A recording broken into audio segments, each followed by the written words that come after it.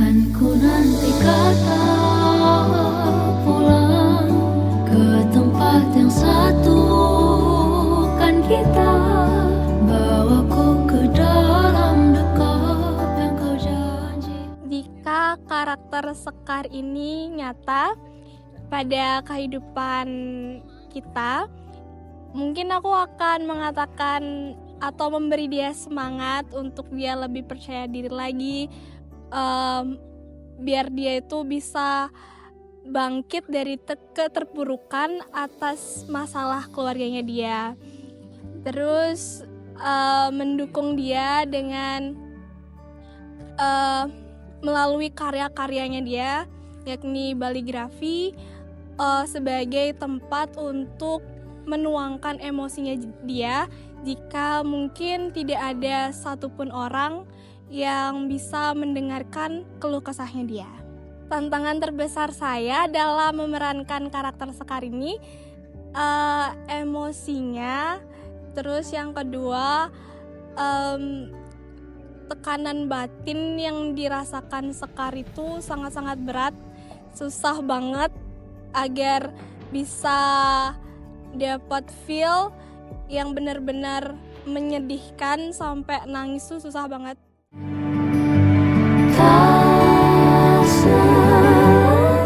Nah, Icang udah sing tan belajar. Angin nyai. Sing tae ngarasa bagian lah kerunan saja.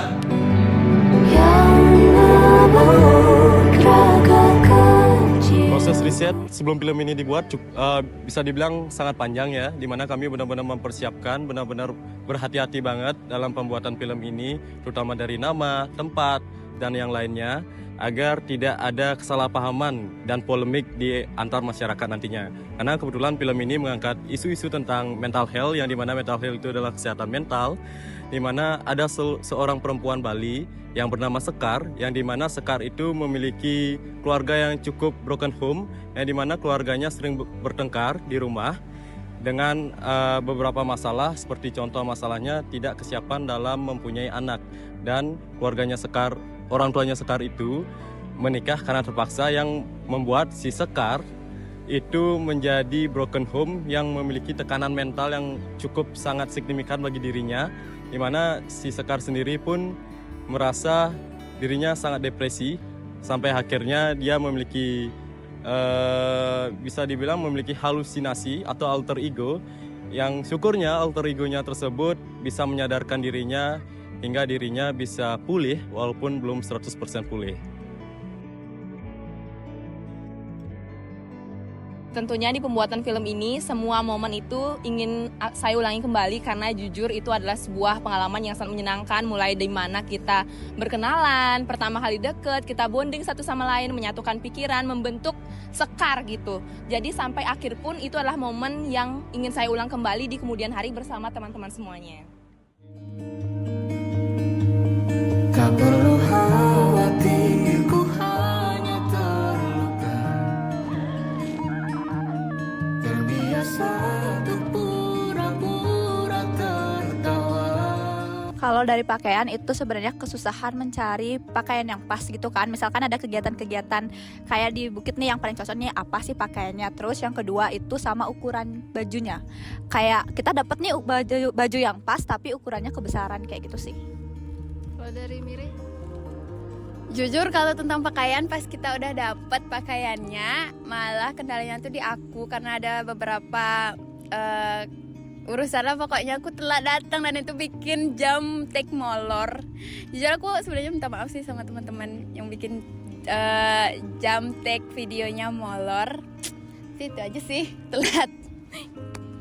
Kalau dari aku, karena dari awal aku yang makeup ini kita, sebenarnya nggak ada kendala gimana-gimana banget. Cuman kalau panas tuh kan keringetan ya, jadi makeupnya tuh agak-agak longsor gitu. Jadi perlu di retouch terus tiap lagi habis makan gitu. Ada yang bilang jawaban kan datang. Dimulai dari kita ngebedah tema dulu, dimana temanya kan Mupapire Atma Sarira. Jadi kita terjemahin apa itu Mupapire, apa itu Atma, dan juga apa itu Sarira. Setelah kita dapat, kita diskusi bersama tim inti, lalu kita pecah ada 2 ide besar, yakni ada terkait tema Sekar ini yang kita ambil akhirnya, dan juga ada tema permainan tradisional, dan akhirnya tema besar Sekar menang, sehingga aku merancang itu dari ide pokok, film statement, sampai skenario dan juga naskah fullnya jadi. Baik, mungkin kesulitan sih nggak ada ya, karena aku emang udah dituntut atau dijelasin dari awal bagaimana Sekar ini, wanita seperti apa Sekar ini, dan bagaimana dia mendapatkan problem di keluarganya. Tapi mungkin kalau emang harus digali apa kesusahannya, mungkin dikomunikasi, karena pas itu kita belum bertemu langsung dan cuman ngobrol di online, jadinya banyak miskom yang memang minor-minor aja sih. Untuk berantem dan sebagainya itu nggak ada.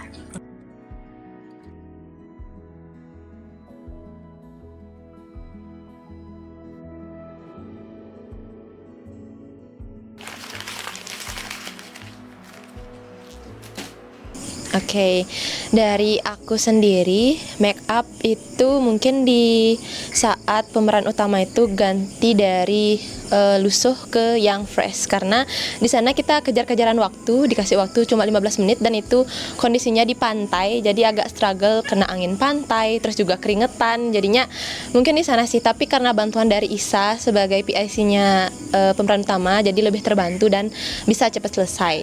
Terus di pakaian mungkin di saat pemeran utama harus memakai pakaian yang colorful, karena di sana kita tuh mikir gimana sih caranya biar pemeran utama make pakaian yang colorful tapi nggak nabrak. Jadi kita muter otak, warna apa aja sih yang cocok dipadu-padankan biar selaras dengan konsep kita. Jadi mungkin itu aja sih.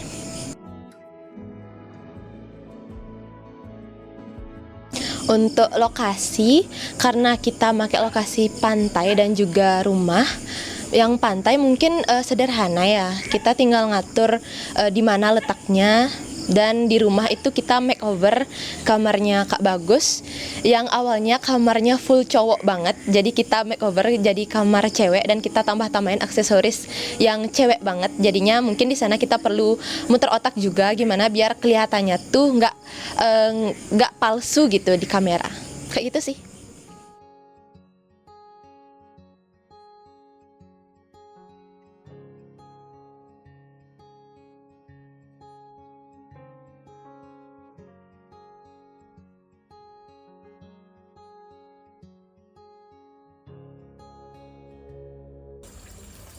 Oke, untuk adegan yang paling susah direalisasikan dalam film Sekar itu, dari semua adegan itu lumayan sulit, tapi untuk yang paling sulit itu sebenarnya di H2.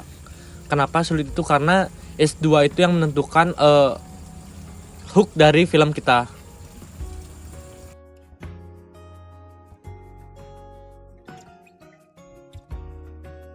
Oke, untuk momen lucu sangat banyak sebenarnya momen lucu ketika kita take ya, dari praproduksi, produksi hingga post produksi ya. Mungkin aku ceritain satu aja ya. Ketika kita syuting di hari kedua, yaitu kita syuting di pantai. Nah, kenapa paling lucu di pantai itu? Karena ketika di pantai itu saya sedang take film, shoot film dengan teman-teman saya, lalu ada 3 orang teman saya, Eka, Evan, dan Cynthia. Dia yang menjaga barang-barang kita di pantainya itu, karena kita kan syuting tuh dengan sekali dengan aktor itu ya. Nah, pada saat itu Evan saya terdengar suara Evan teriak-teriak, "Nih kalau ombaknya besar, gue nyelamatin barang gue sendiri ya," kayak gitu tuh.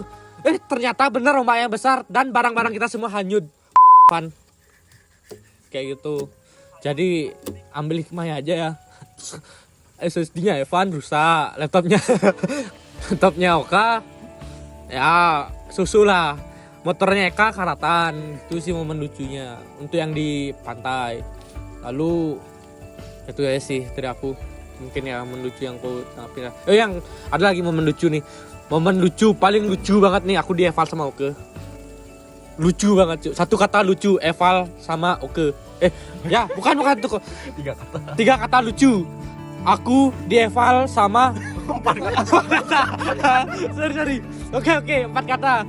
Aku dieval sama Putu Oka. Oke. 5 kata. Oh, anjing. 5 kata itu. ulang. 3 kata deh. Aku dieval Oka. Oke, nice. Itu aja kata-kata lucunya ya. Mereka tersambar air. Kakak kali sih.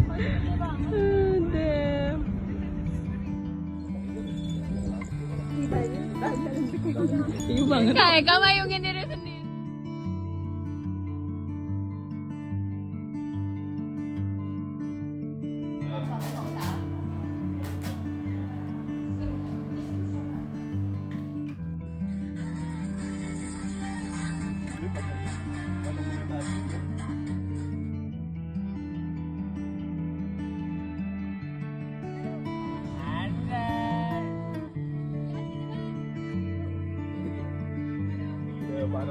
Bagus, men. Bagus.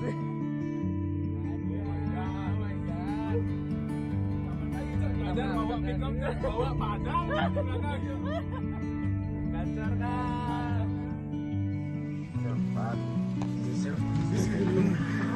Nikita. Aku seperti itu entar kita aku.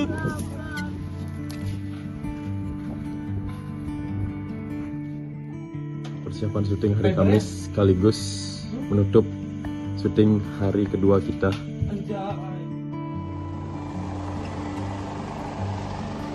Kak, apa ini, Kak?